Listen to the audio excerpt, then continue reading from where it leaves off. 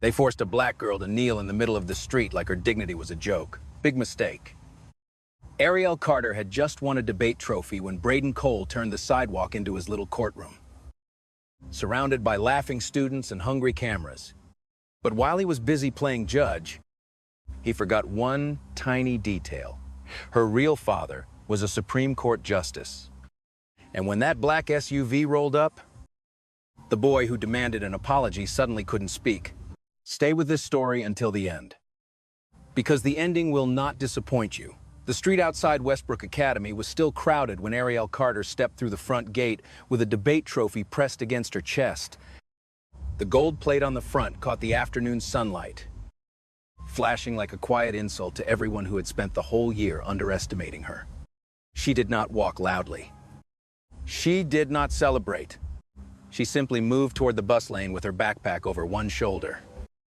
Her white shirt still neat. Her blue jeans creased from sitting through a long final round. But the moment she passed the old maple tree near the side parking lot, the laughter started behind her. It was sharp, practiced, and cruel. Ariel did not have to turn around to know who it belonged to. Braden Cole was standing in the middle of the sidewalk with his orange varsity jacket open. His friends spread out beside him like they owned the street. Mason Trent already had his phone lifted. Kelsey Monroe leaned against a parked car, smiling as if she had been waiting all day for this. "Look at her," Braden said, loud enough for the students near the buses to hear. Miss Genius finally got her little trophy. A few students laughed, because that was what people did when Braden wanted them to. Ariel kept walking. That only made him angrier. He stepped in front of her, blocking the narrow path between the curb and a row of cars. "You embarrassed me in front of the whole school yesterday," he said, his voice dropping lower. "You stood there on that stage acting like you were better than everybody."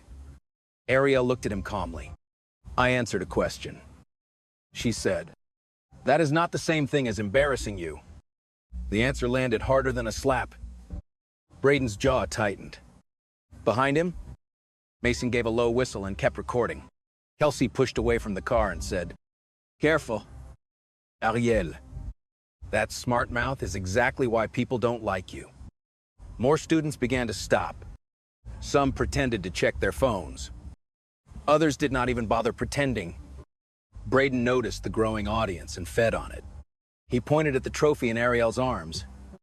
"You think that makes you important?" he asked. "You think teachers clapping for you means you get to humiliate me?" Ariel's fingers tightened around the base of the trophy, but her face stayed still. "Move, Braden," she said. "I am going home." That was the moment his smile disappeared.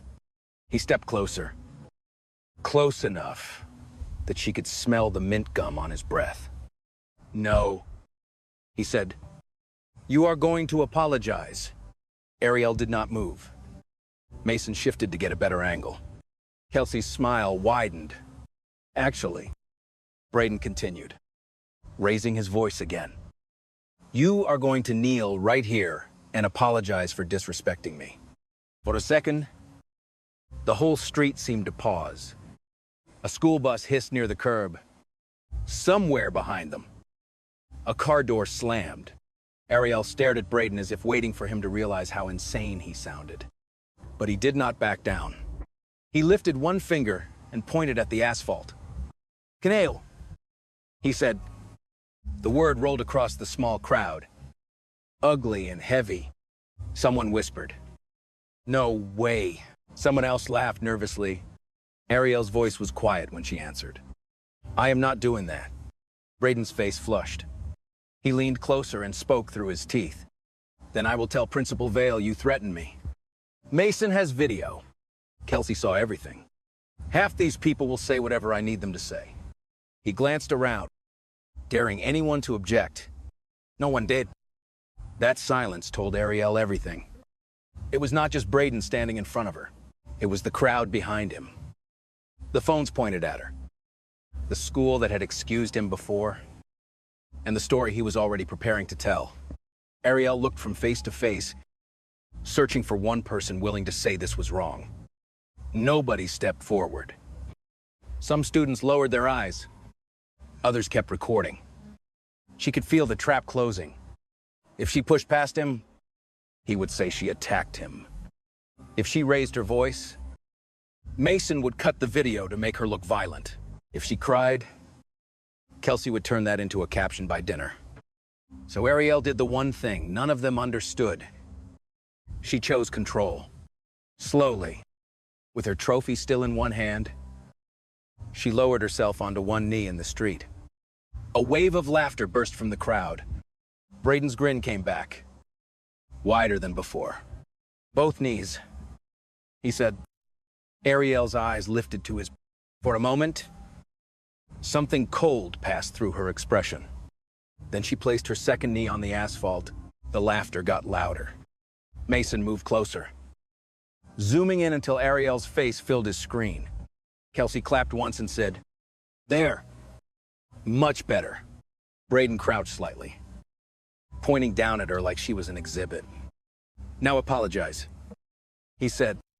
Ariel stayed silent. Her back remained straight. Her chin did not drop. That irritated him more than tears would have. "Say it," he snapped. The students leaned in. The phones came higher. Mason laughed behind the camera and whispered, "This is going viral." Then he stepped so close that his shadow fell across Ariel's face. He zoomed in tighter and said, "Smile, Ariel. The whole school is about to see this." But Mason did not know his camera was not the only one recording.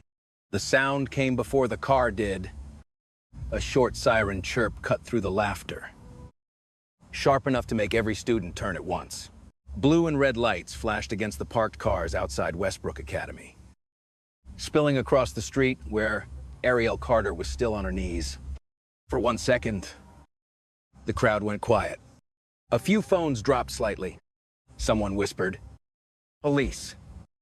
And for the first time since Braden had stepped in front of her, Ariel felt the smallest chance that the truth might finally have a witness with authority. But Braden Cole did not look scared. He looked ready. Officer Daniel Pike stepped out of the cruiser with one hand resting near his belt, his eyes moving quickly across the scene. He saw Ariel kneeling on the asphalt. He saw Braden standing in front of her. He saw Mason with a phone in his hand and Kelsey wiping at her face like she had been crying for hours. But he had not seen what came before. That was all Braden needed, before Ariel could even open her mouth. Braden rushed toward the officer with his hands raised. "Officer, thank God you're here," he said, his voice shaking just enough to sound convincing. "She was threatening us. She got aggressive. And then she dropped down like this to make it look like we did something."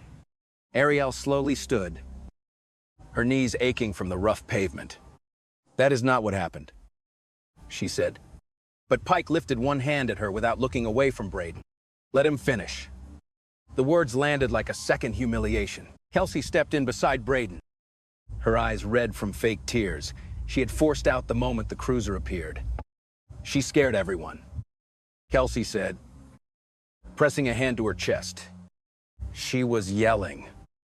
She kept saying Braden ruined her life because of the debate thing.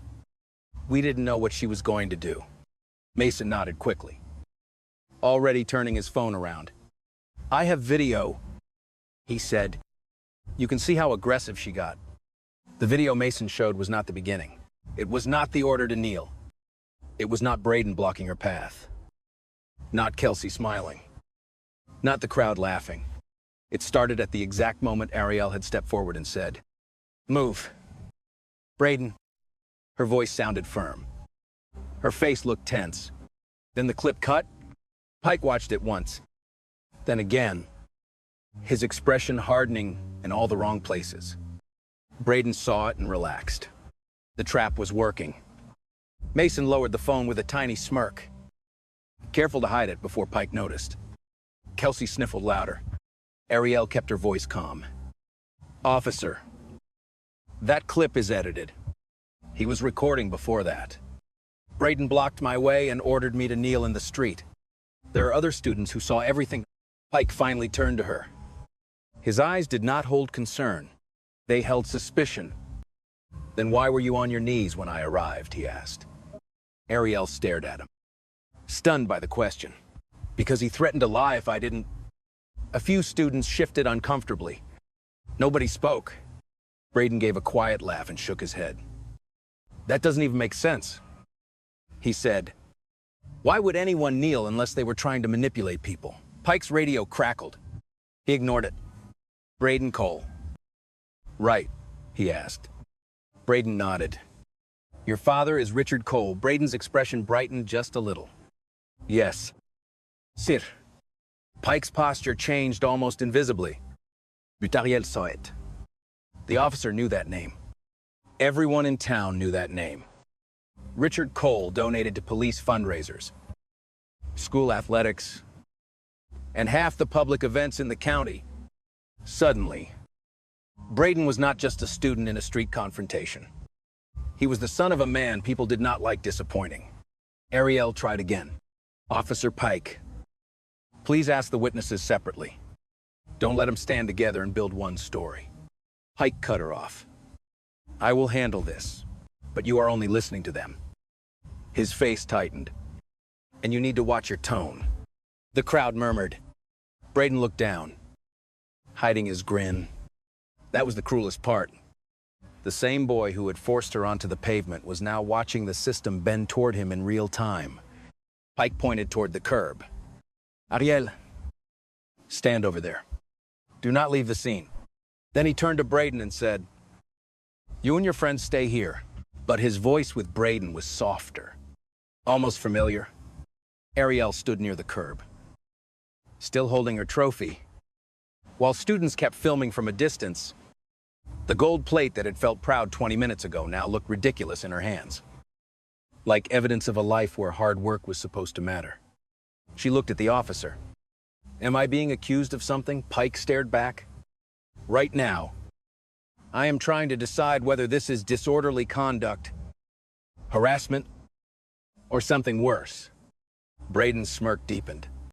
Kelsey looked away so no one would see her smile. Mason whispered to another student. Told you she was done. Ariel inhaled slowly. I was the one humiliated. Pike stepped closer. And I am telling you, if you continue this attitude, I may have to take you down to the station. The street went silent again. Ariel said nothing. She lowered her eyes. Not in defeat, but in calculation. Then she reached into her jacket pocket, picked up her phone, and dialed a number no one on that street was prepared for. Ariel Carter did not dial with shaking hands. That was what made the moment feel strange. She stood beside the curb with the police lights flashing red and blue across her face. Her debate trophy still clutched against her ribs, and pressed one number from her favorites list. Around her, students whispered. Phones hovered. And Braden Cole watched like the whole thing was entertainment. Officer Daniel Pike had just threatened to take her to the station. Yet Ariel did not scream, did not cry, and did not beg anyone to believe her.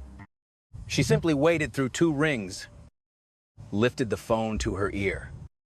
And when the call connected, she said in a steady voice, Dad, I need you to listen carefully.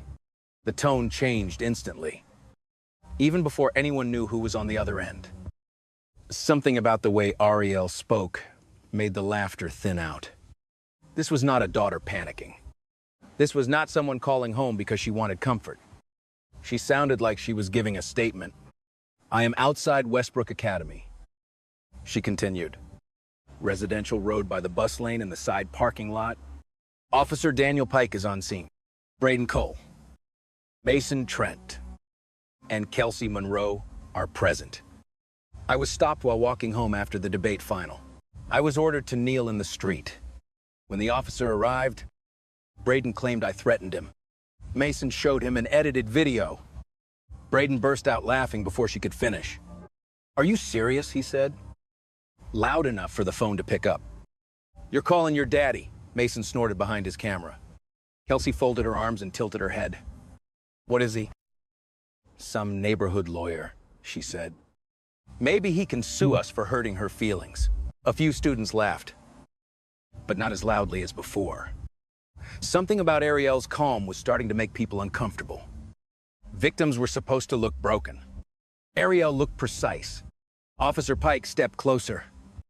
"Put the phone away," he ordered. "This is an active police matter." Ariel looked at him without lowering the phone. "My father needs to hear your next question." "Officer." Pike's eyebrows tightened. "Excuse me," she did not raise her voice. "You said you were deciding whether to accuse me of disorderly conduct or harassment. Before you continue, my father needs to hear how you are handling witness statements." Braden clapped slowly. "Wow. She really thinks this is court." Then he leaned toward Mason's phone and said, "Tell your dad I said hi." For a moment, the only sound was the soft crackle of Pike's radio and the distant rumble of a school bus pulling away. Then a man's voice came through Ariel's phone. Low, controlled, and terrifyingly calm. "Officer," the voice said, "did you separate the witnesses before accepting a statement?" Pike froze. It was not a loud question. It was not a threat. But it hit the street harder than any siren. Pike's hand stopped near his belt. Mason lowered his phone an inch.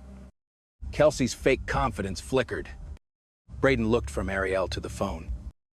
His grin still there, but no longer steady. Officer Pike cleared his throat. "Who is this?" he asked. The voice did not answer immediately. Instead, it continued. "Did you secure the original recording devices? Or did you review only the edited clip provided by one involved party?" Pike's face changed again. This time, everyone saw it. Ariel stayed silent. She had done what she needed to do. She had placed the room, the street, the officer, and the lie into her father's hands. Braden did not understand the danger yet. He mistook quiet authority for weakness because that was the mistake he had been making all afternoon. He threw his hands up and laughed louder, trying to pull the crowd back to his side. "Oh my God," he said. "This is pathetic. Who does he think he is? A Supreme Court judge." The words fell into the air like a match dropped near gasoline. For exactly 2 seconds. The phone line went silent. Not dead. Silent. The kind of silence that makes people realize they have stepped too far before they know why. Ariel's eyes did not leave Braden's face. Officer Pike swallowed. Mason stopped recording with a smile and started recording with fear. Then the man on the phone spoke again, his voice colder than before. "No," he said. "I do not think I am one. I am Justice Gabrielle Carter." "No," the voice said. "I do not think I am one.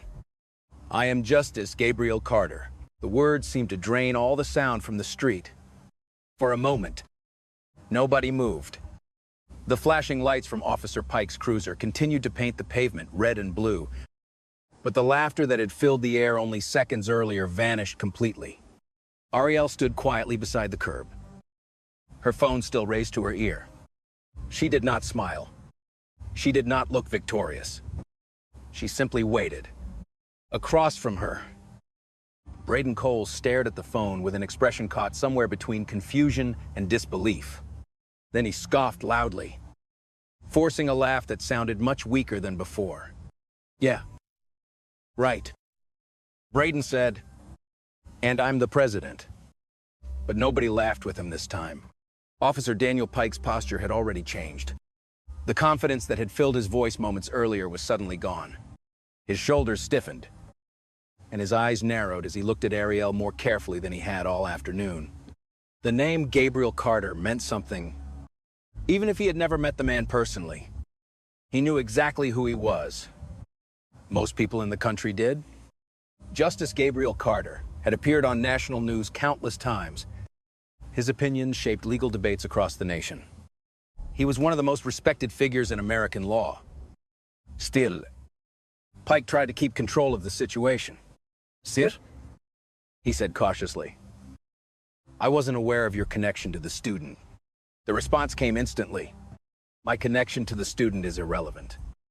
Justice Carter replied, "What matters is whether proper procedure is being followed." That answer hit harder than any threat could have. Pike swallowed. Around them, students began whispering. What did he say? Did he really say Justice Carter? No way. Mason Trent lowered his phone and quickly opened a search engine. His fingers moved faster than they ever had before. He typed the name and pressed enter. Less than 2 seconds later, a photograph filled his screen.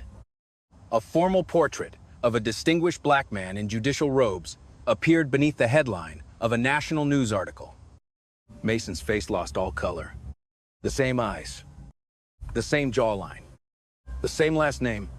He looked from the photograph to Ariel, then back to the photograph. Oh no, he whispered. Kelsey Monroe noticed his expression immediately. What she demanded, Mason didn't answer. What? Still no answer. Kelsey grabbed his arm and tried to pull the phone toward herself. Mason jerked it away. Kelsey, he said quietly. The panic in his voice made her stomach drop. She snatched the phone anyway. 3 seconds later, her face went pale too. The article showed Justice Gabriel Carter standing on the steps of the Supreme Court building during a nationally televised event. Another image showed him speaking before Congress. Another displayed his face beside a headline calling him one of the most influential legal minds in the country. Kelsey slowly lowered the phone. For the first time all day, she looked genuinely afraid. Meanwhile, Officer Pike cleared his throat. "Oh, right," he said. "Let's start again." Braden immediately turned toward him. "What, we're going to review the events from the beginning? You already reviewed them." "No," Pike said carefully. "We're going to review them properly." Ariel finally spoke. "Officer?" Pike looked at her. "If we are starting again, I would like every statement documented." The officer hesitated. Ariel continued calmly. "I would also like every witness identified individually before any additional testimony is taken." Several students exchanged nervous glances. Justice Carter remained silent on the line, but everyone could feel his presence. Pike nodded. "Understood." Braden's face darkened. The situation was slipping away from him. Only 10 minutes earlier, he had controlled the crowd. Now nobody was looking at him. Everyone was looking at Ariel. That realization infuriated him. "Are you kidding me?" he snapped. "This changes nothing." No one answered. It doesn't matter who her father is. Still silence. Braden pointed toward Ariel. She caused a disturbance. Ariel didn't react. She made a scene. Nothing. She disrupted public order.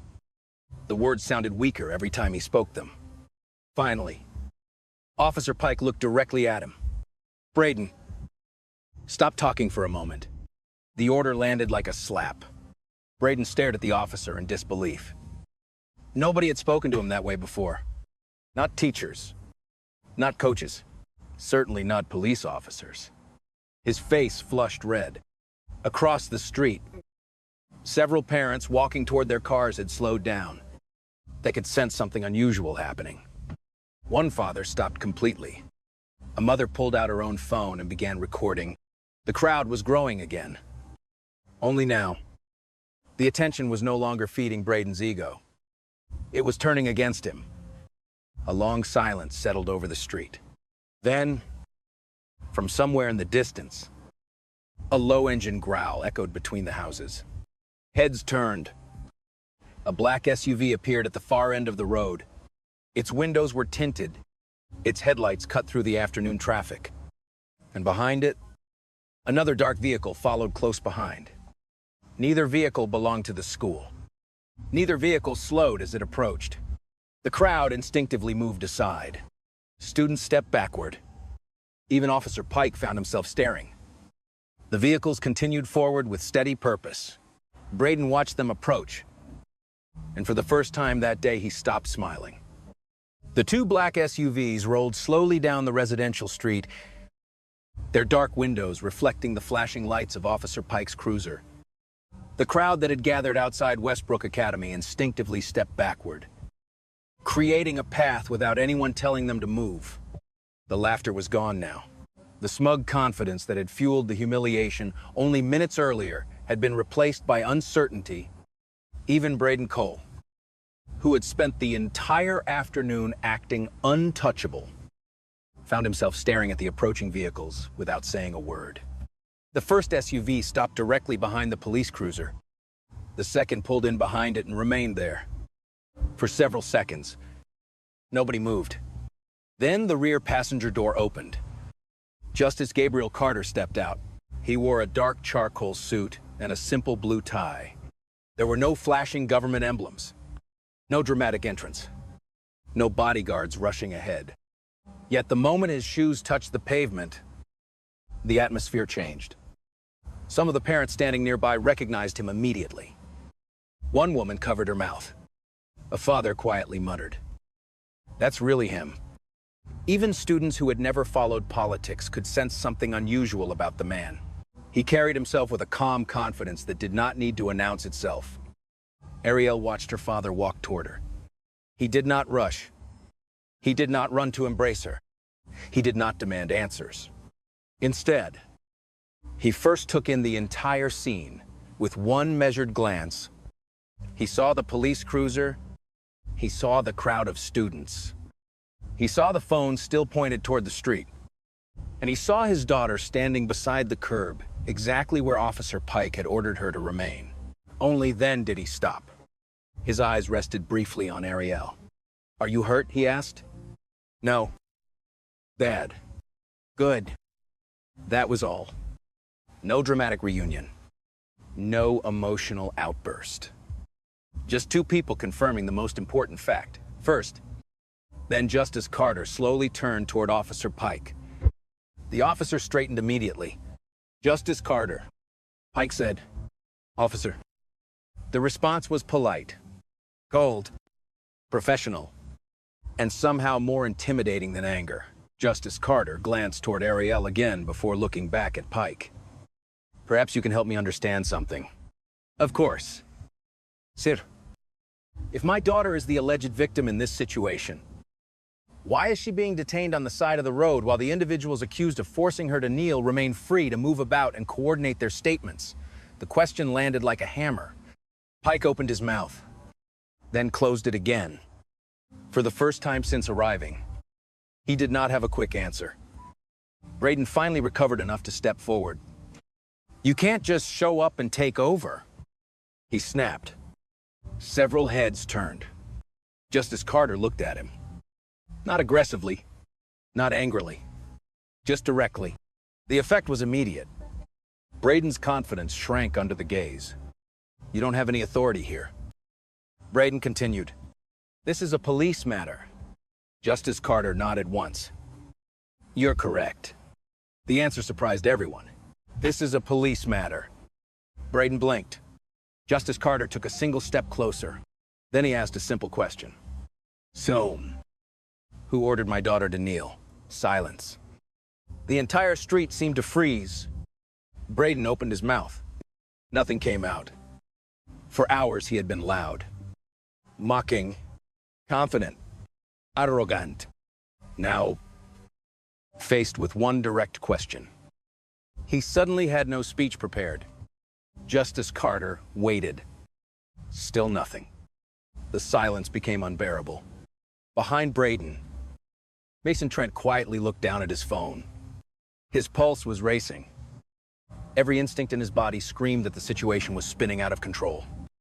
Without drawing attention to himself, he opened his gallery and found the original recording. The full recording, the one showing Braden forcing Ariel onto her knees. The one that would destroy every lie they had told. His thumb hovered over the screen. Then he pressed delete. A warning box appeared. "Delete permanently?" Mason pressed. "Yes." The file vanished. Or so he thought. Across the street, Kelsey Monroe was already backing away. She wanted out. She wanted distance. She wanted someone else to carry the blame. Slowly, she turned toward the sidewalk. A parent stepped directly into her path. Not so fast. Kelsey froze. The man held up his phone. "I recorded everything from the beginning." Her face lost all color. "You what?" "I saw enough to know something was wrong before the police arrived." The parent looked directly at Officer Pike.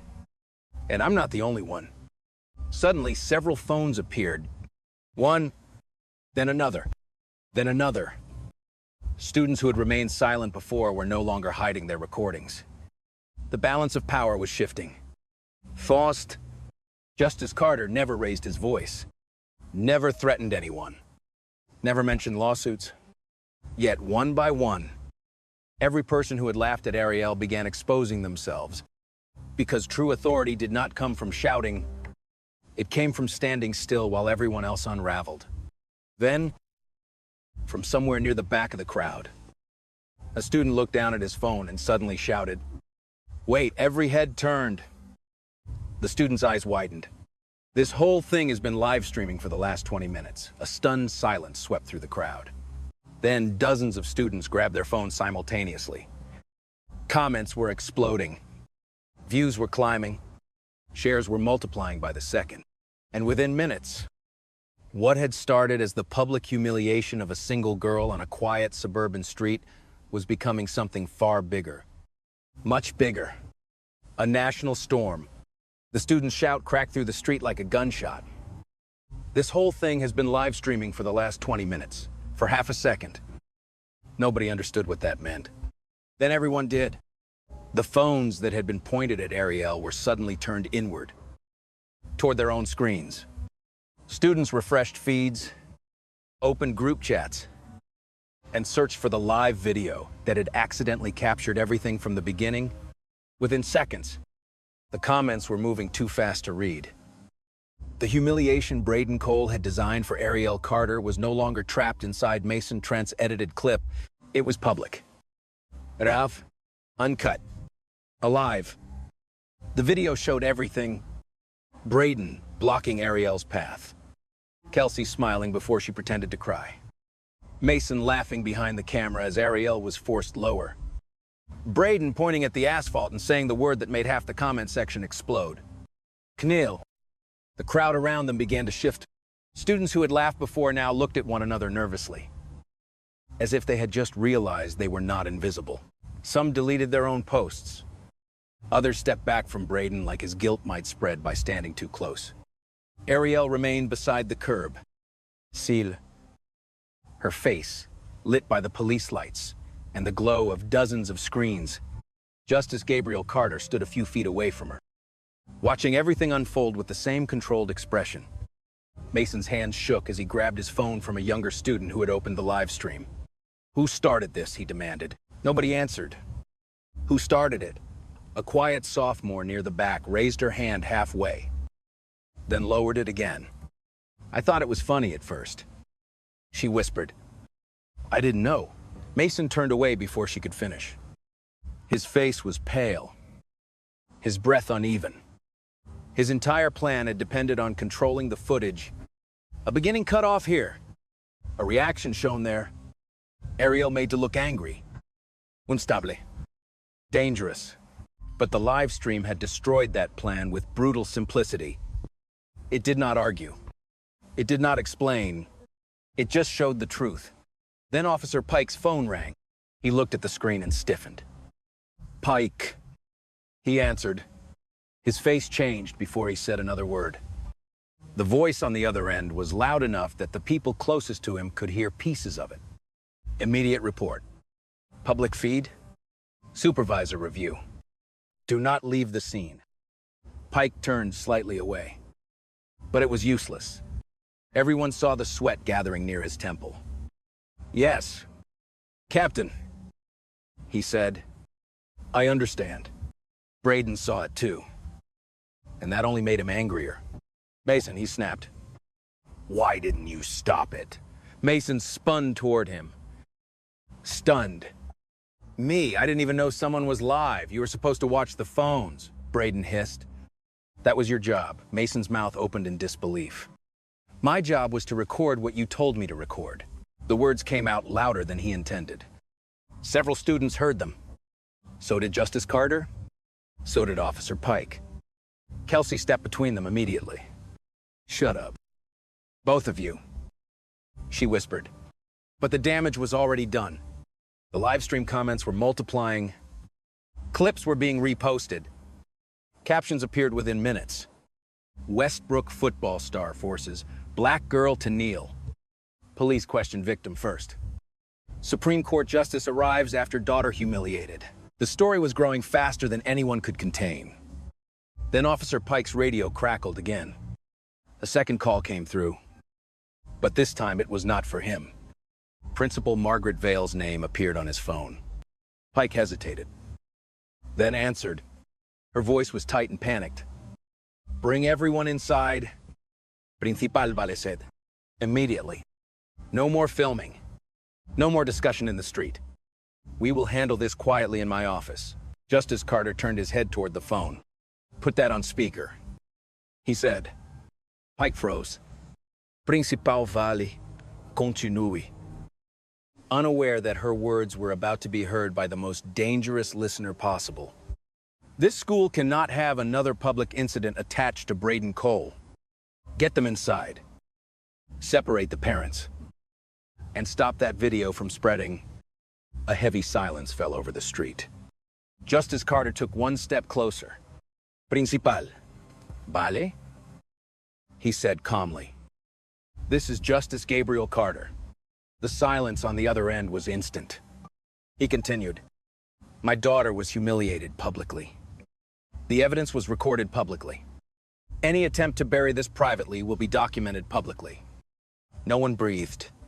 Then Principal Vale said, much softer, "Justice Carter, I only meant I know what you meant." He replied. Braden's face twisted with rage. He turned on Mason again. "This is your fault." Mason snapped back. "No, it's yours. You told her to kneel." Kelsey grabbed Braden's sleeve, but he yanked away. And just when everyone thought the live stream had revealed enough, Officer Pike's cruiser gave a short electronic beep. A technician from the second vehicle had opened the dashcam archive. He looked up from the screen, his expression grave. "There's audio," he said. Officer Pike went completely still. The technician glanced at Justice Carter. The cruiser recorded more than expected, and the truth was no longer only about Braden's lie. It was about Officer Pike's. By the time everyone was moved into Principal Margaret Vale's office, the story had already escaped the school gates. Phones vibrated non-stop in students' pockets. Parents were calling. Screenshots were spreading. The live stream had turned a quiet residential street into a public courtroom, and no one inside that polished office could pretend the incident was small anymore. Ariel Carter sat in a chair near the wall, her trophy resting on her lap like a strange reminder of the afternoon she was supposed to be celebrating. Justice Gabriel Carter stood beside her, silent and composed. Across the room, Braden Cole leaned against a bookshelf with his arms crossed. Mason Trent stared at the floor, and Kelsey Monroe sat stiffly with her hands folded, as if good posture could erase what she had done. Principal Vale stood behind her desk, trying to reclaim control with a smile that looked more like a warning. "I think we should all take a breath," she said. "This appears to be a conflict between students that unfortunately became public." Ariel lifted her eyes. Justice Carter did not move. Officer Pike stood near the door, his face tight, his phone still in his hand after 3 missed calls from his supervisor. Vale continued, "The best thing we can do now is document this calmly, avoid emotional language, and prevent further damage to all students involved." "All students involved?" Justice Carter asked. The room went still. Principal Vale swallowed. "I only mean we need to be fair. Then fairness begins with complete evidence." Vale's smile weakened. "Of course." Justice Carter turned toward Officer Pike. "You mentioned dashcam audio." Pike's jaw tightened. "The cruiser may have recorded some ambient sound before I exited the vehicle." "May have." Pike looked toward Principal Vale, then back at Justice Carter. "It did." Braden's head snapped up. Mason closed his eyes. Kelsey stopped breathing for a second. Principal Vale's voice sharpened. "Officer Pike, is that necessary?" Right now, Justice Carter answered before Pike could. "Yes." No one argued after that. A few minutes later, the audio was played from a laptop on Principal Vale's desk. At first, there was only static, distant traffic, and the muffled sound of students laughing outside. Then Braden's voice came through, clear enough to make the entire room freeze. Let her stay down a little longer. She looks good like that. Ariel did not flinch, but Mason did. Kelsey lowered her head. Principal Vale's face went blank. The audio continued. A burst of laughter followed Braden's comment. Then Mason's voice could be heard, saying something about getting a better angle. Kelsey's voice came next. Playful and cruel. Make sure you get her face. Justice Carter's eyes moved slowly from one student to the next. Nobody met his gaze. Then came the sound that changed everything. Officer Pike's voice. Lower. Closer. And unmistakable. Let me handle it lightly. The room went cold. Braden stared at Pike. Pike stared at the laptop. Principal Vale whispered, "Turn that off." No one moved. The audio kept playing for another second before Pike reached forward and stopped it himself. His hand was not steady. Justice Carter looked at him. "Officer, would you like to explain what you meant?" Pike cleared his throat. "That statement is being taken out of context." "Then provide the context." Pike opened his mouth. Nothing came out. Braden suddenly pushed away from the bookshelf. "This is ridiculous. Everyone says things. It doesn't mean anything." Ariel looked at him for the first time since entering the office. "You told them I threatened you." Braden pointed at her. "Because you were acting crazy." Justice Carter's voice cut through the room like a blade. "Do not speak to my daughter that way again." Braden stopped. Not because the words were loud, because they were final. Principal Vale quickly stepped in. "We are not helping by escalating this. I suggest we label this as a misunderstanding while the school reviews the matter internally." Justice Carter turned toward her. "A misunderstanding does not have edited video. Coordinated statements. Public humiliation. And a police officer promising to handle it lightly." Vale's expression hardened. "Justice Carter, with respect, this is still my school, and this is still my daughter." The silence that followed was heavy enough to press against the walls. Then Vale reached toward a small recording device on her desk, the one she had turned on at the beginning of the meeting for official documentation. Her voice became clipped and urgent. "I think we should stop recording for now." Ariel looked up. Justice Carter looked at the device. Officer Pike looked away. Principal Vale pressed the button. The red light went dark. But she did not realize what she had just done. Because the moment she chose silence over transparency, Justice Gabriel Carter understood something clearly. This school was not afraid of what had happened today. It was afraid of what might be found next. Principal Margaret Vale did not bring everyone to the conference room to find the truth. She brought them there to shrink it. The room was smaller than her office, with polished glass walls, a long oak table, and a framed photograph of Westbrook Academy's new football stadium hanging beside the door. Ariel Carter noticed the photo immediately. So did Justice Gabriel Carter. In the picture, Braden Cole stood in the front row beside his parents, smiling under a banner that thanked the Cole family for their generous contribution. It was the kind of image that explained too much without saying a word. Principal Vale placed a printed statement in front of Ariel and slid a pen beside it. "This is only a preliminary report," she said carefully. "It allows us to document that both parties experienced a misunderstanding after school." Ariel looked down at the paper. The words were clean, soft, and dishonest. No mention of being forced to kneel. No mention of edited video. No mention of Braden's voice on the dash cam. Just confusion, heightened emotions, and mutual responsibility. Braden sat across the table with his jaw tight. His parents now on speakerphone from out of town. His mother's voice came through first. "This is getting ridiculous. My son is being publicly attacked."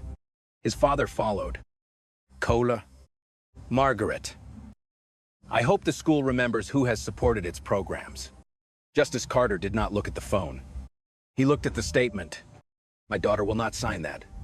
Principal Vale's smile stiffened. "Justice Carter, we are trying to avoid unnecessary escalation. You are trying to rename humiliation as misunderstanding. The room fell silent. Ariel pushed the paper back across the table. I won't sign a lie. Braden slammed his palm on the table. Of course you won't. You want drama. Before Justice Carter could respond, the conference room door opened slightly.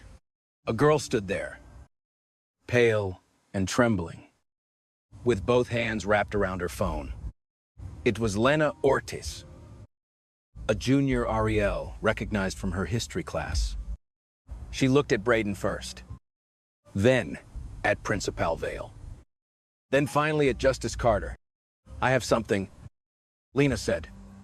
Principal Vale stood quickly. Lena, this is a private meeting. I know. Her voice shook. That's why I'm scared. Justice Carter turned toward her. Come in. Lena stepped inside and held out her phone. On the screen were screenshots from a private group chat. The names were clear. Braden, Mason, Kelsey, 2 others. The messages had been sent days before the incident. She thinks she owns the debate stage. Make her bow in front of everybody. No. Make her kneel. Record the whole thing. Cut it if she reacts. The room went completely still. Ariel read the messages without blinking, but her fingers tightened around the edge of the table. Braden's mother gasped through the speaker. Those could be fake. Lena shook her head quickly. They're not. I was added by accident. I left after I saw it. But I took screenshots first. Braden lunged halfway out of his chair. You little snitch. Justice Carter's voice stopped him cold. Sit down. Braden sat. Principal Vale's face had gone pale, but she still tried to regain control. We will verify these materials through proper school channels. Justice Carter turned toward her. Then we should also review Braden Cole's disciplinary history. A secretary who had been standing near the door with a folder in her arms cleared her throat nervously. There is no major record on file, she said. Only minor classroom incidents. Lena looked at her, confused. That's not true. Everyone turned. Lena swallowed. Last year I was in the office when Mrs. Bell moved a folder from the main cabinet. It had Braden's name on it. It was thick. She said Principal Vale wanted it transferred to storage after the stadium dedication. Principal Vale's expression hardened. Lena, you are misremembering. No? Lena whispered. I'm not. Justice Carter slowly looked toward the framed stadium photograph on the wall. Then back to Principal Vale. I would like to see the storage room. That is not necessary. It is now. No one spoke for a long moment. Then the secretary, looking like she might cry, stepped toward the door. I know where the archive boxes are, she said. They walked down a narrow hallway behind the administrative wing. Away from the bright offices and polished trophy cases, the storage room smelled like dust and old paper. Metal shelves lined the walls, stacked with bankers' boxes labeled by year. The secretary climbed a small step stool and pulled down a gray box from the top shelf. Her hands trembled as she opened it. Inside were files marked with Braden Cole's name. Not 1, not 2. Ariel stepped closer. There were at least 7 separate complaints. 7 different students. 7 different incidents. 7 stories that had vanished before anyone could hear them. Justice Carter picked up the first file and read the names silently. Then the second. Then the third. With every folder, Principal Vale's face lost another layer of confidence. Ariel looked at the names. Some she knew. Some she didn't. All of them had been buried. And when those names were finally read aloud, something even worse began to emerge. The first former victim arrived before anyone officially called them. A boy named Marcus Hale appeared at the end of the hallway outside the administrative wing, breathing hard, like he had run from the parking lot. He was no longer a student at Westbrook Academy. He had transferred 6 months earlier after what the school had described as personal reasons. But when he saw Ariel Carter standing near the storage room with Justice Gabriel Carter and a box full of buried complaints, his face tightened with recognition. So it finally happened to someone they couldn't scare. He said. Ariel did not answer at first. She looked past him and saw two more students entering through the side doors with their parents. Then another. Then a girl with shaking hands and a folder pressed against her chest. The live stream had done more than expose Braden Cole. It had reached people who had been waiting, silently, for proof that they were not crazy. Not dramatiz. And not alone. Within 20 minutes, the hallway outside Principal Vale's office was filled with old Payne, returning in human form. Marcus spoke first. He told them Braden had locked him inside the locker room after football practice and posted a photo online with a caption calling him weak. When Marcus reported it, the school called it team conflict. A girl named Sophie Bell said Kelsey and Mason helped spread a fake screenshot that destroyed her reputation for weeks. Her complaint had disappeared after one meeting with Principal Vale. Another student, Daniel Bryce, admitted he had quit the basketball team after Braden threatened to make his life miserable if he kept competing for captain. One story became three. Three became seven. Seven became a pattern. Principal Vale tried to stop the crowd from growing. This is not the appropriate time, she said, standing at the doorway with both hands raised. But nobody listened anymore. Her authority had cracked the moment those files came out of storage. Parents demanded answers. Students demanded copies of their records. Staff members walked past without making eye contact. Braden stood near the wall, pale with anger, while Mason and Kelsey kept shrinking farther into the background. Then the front doors opened again. Richard and Celeste Cole entered like they owned the building.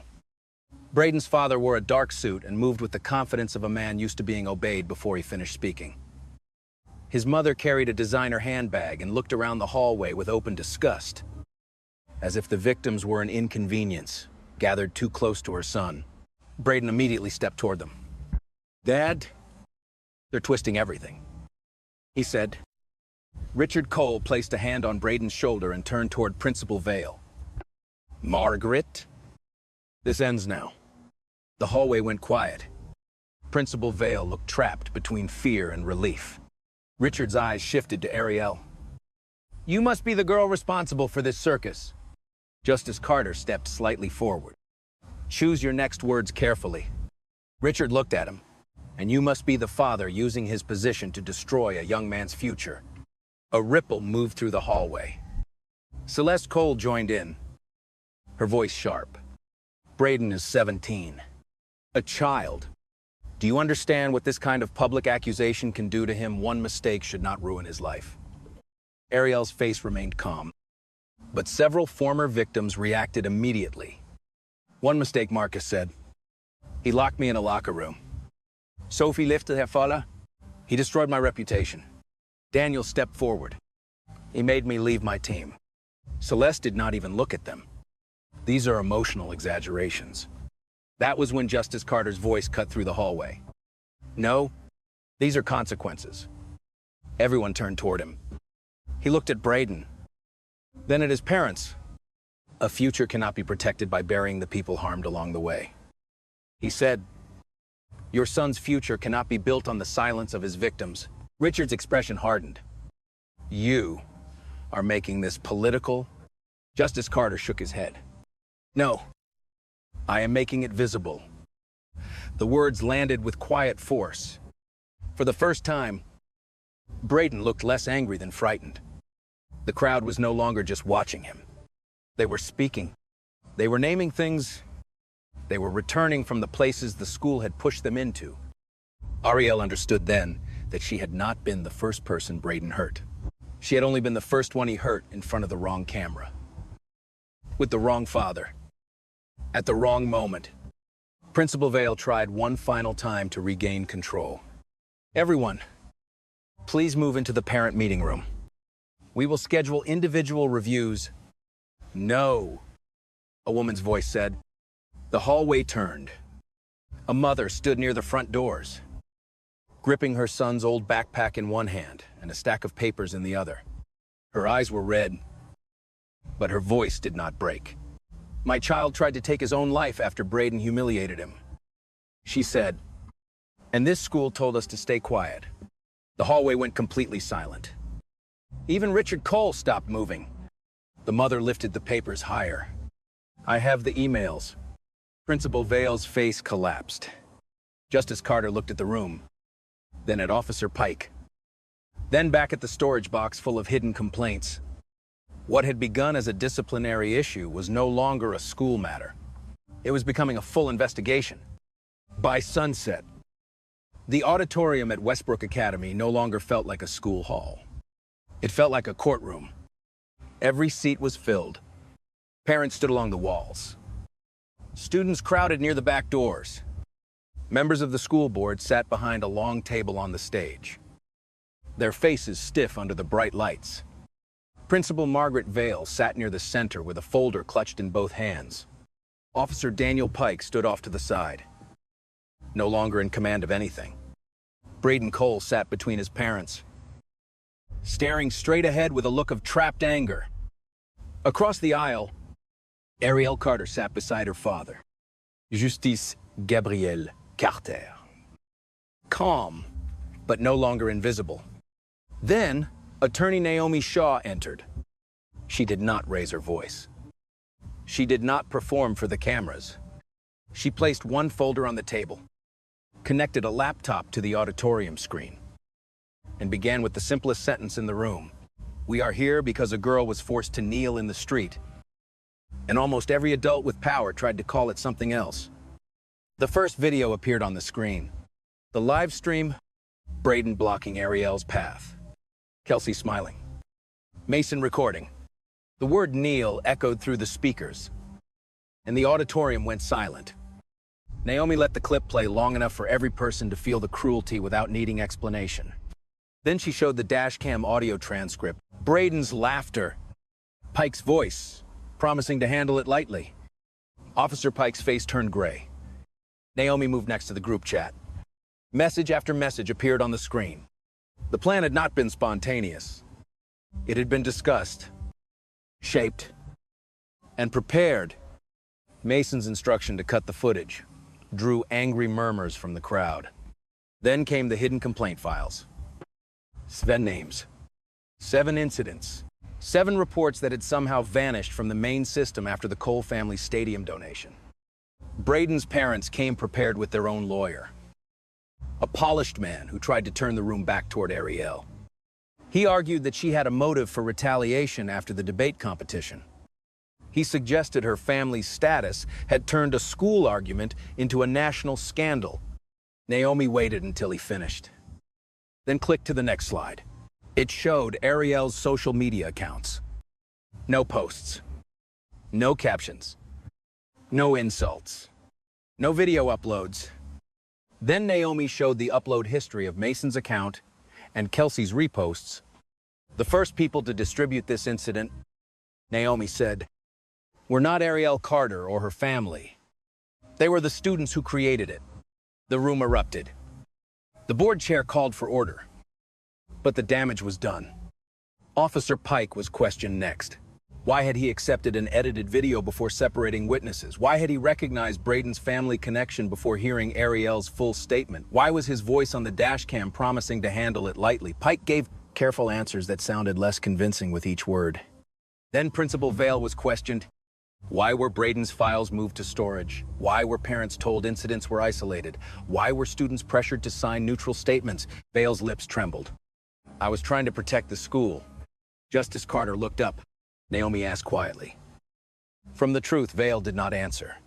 Finally, Braden exploded. He shoved his chair back and stood. She ruined my life, he shouted, pointing at Ariella. All of this because she couldn't just let it go. For the first time that night, Ariel stood. The auditorium fell silent before she even spoke. Her voice was clear. I didn't ruin your life. Braden, I just stopped kneeling to protect your lie. No one moved. Even Braden seemed struck by the words. The school board gathered for a final decision. The audience waited in tense silence. Then, just as the chair lifted the microphone, one board member suddenly stood. I must recuse myself. he said. Everyone turned. He swallowed hard. My consulting firm has received funding connected to the Cole family's athletic foundation. A wave of shock moved through the auditorium, and with that one confession, the question grew darker. How many people inside Westbrook Academy had Braden's family money already touched? The decision did not come with applause. It came with silence. After the board member's confession, the hearing was suspended for 30 minutes. And when the school board returned, their faces looked different. Less polished. Less certain. The scandal had grown beyond Braden Cole. Beyond one cruel afternoon. Beyond even Principal Margaret Vale. It had become a question of who had been protected, who had been ignored, and how many adults had chosen comfort over courage.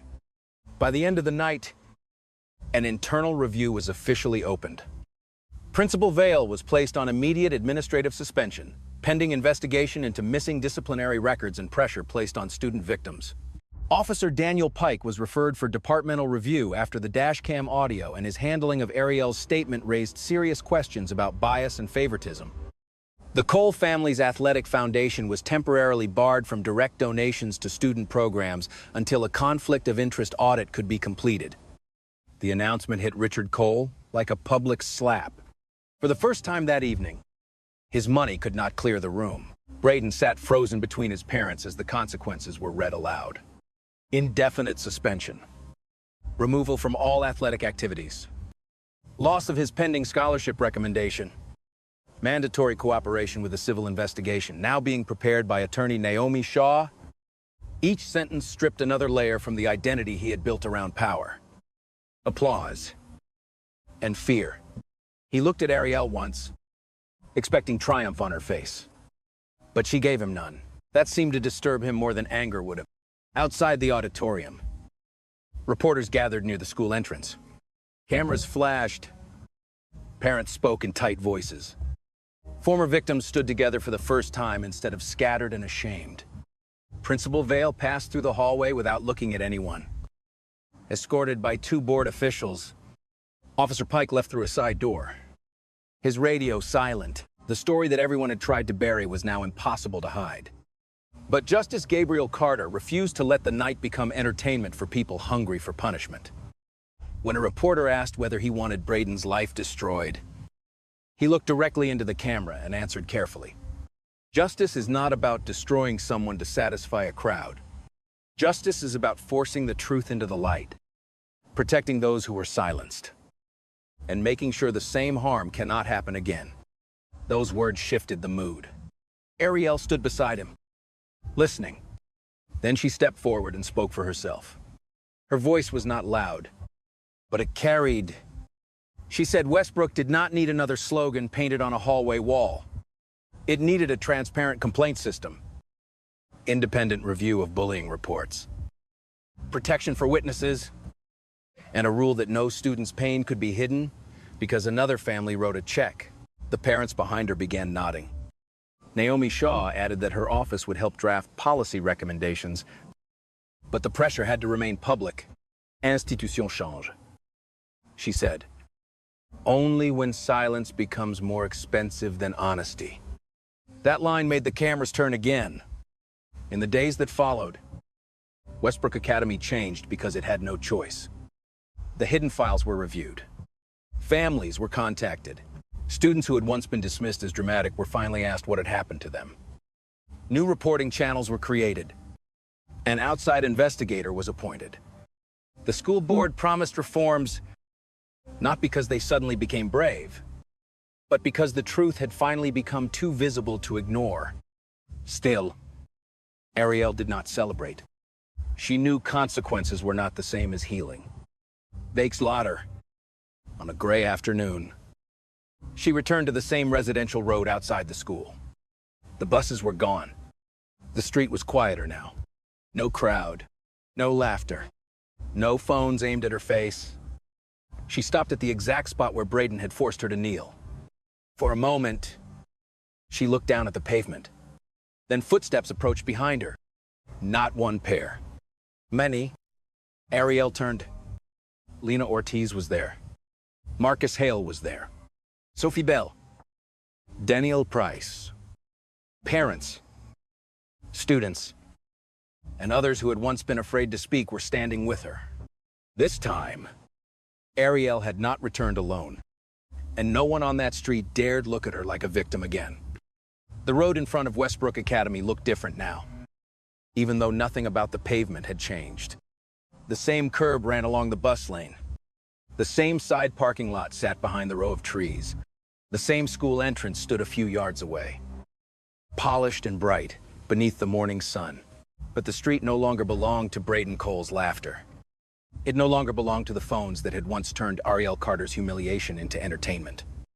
Today, students, parents, teachers, and board representatives gathered there for a public commitment ceremony against bullying, racial humiliation. In silence, near the school entrance, a small sign had been installed. It was not large or dramatic. It did not try to erase what happened. It simply read, "Dignity is not optional. Responsibility belongs to everyone." Ariel stood a few feet from it, wearing a calm expression that made people lower their voices when they passed. Attorney Naomi Shaw stood nearby with several parents who had helped push the reforms forward. Lena Ortiz remained close to Ariel, twisting her fingers nervously. Justice Gabriel Carter stood behind his daughter, not as a famous judge, not as a national figure, but as a father watching his child return to the place where others had tried to break her. A board representative stepped forward and announced the new policy's independent reporting channels, protection for witnesses, outside review of serious bullying complaints, and public accountability when records were mishandled. The words sounded official, but this time they were not just words. Everyone knew why they existed. Everyone knew whose pain had forced them into the open. When Ariel was invited to speak, she did not take the microphone right away. She looked down the street first, toward the exact spot where she had been forced to kneel. For a moment, the crowd followed her gaze. No one laughed. No one whispered. The silence was different now. It was not cowardice. It was recognition. Finally, Ariel stepped forward. "I don't have a long speech," she said. "What happened to me was cruel.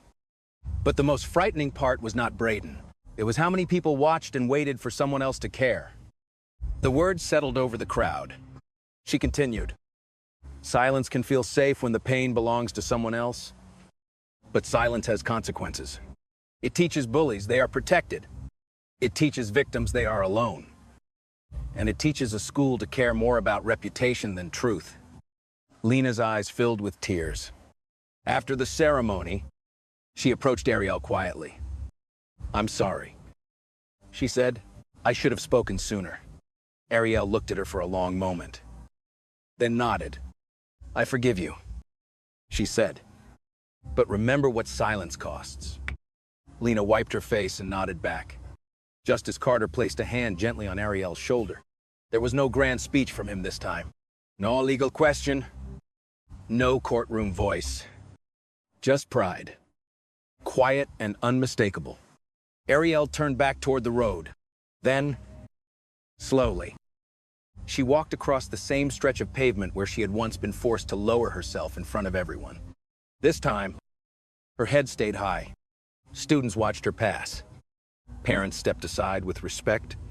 The place that had once been used to shame her had become a symbol of courage. They had forced Ariel to kneel to prove she was powerless. But in the end, that very moment forced an entire system to stand before justice. And if you ever see someone being humiliated in front of a crowd, ask yourself one question. Will you be the person recording? The person staying silent? Or the person brave enough to step forward? What started as a cruel act of humiliation on a quiet street ended with an entire system being forced to answer for its silence. Ariel's story reminds us that true strength isn't about power, money, or popularity. It's about having the courage to stand for the truth when everyone else looks away. In the end, the people who thought they were untouchable learned that every action has consequences. And every lie eventually meets the light. Now we want to hear from you. If you had been standing on that street that day, would you have spoken up for Ariel or stayed silent like the crowd? Let us know in the comments below. And if this story moved you, don't forget to like, share, and subscribe to the channel for more powerful stories of justice, courage, and unforgettable endings. We'll see you in the next story.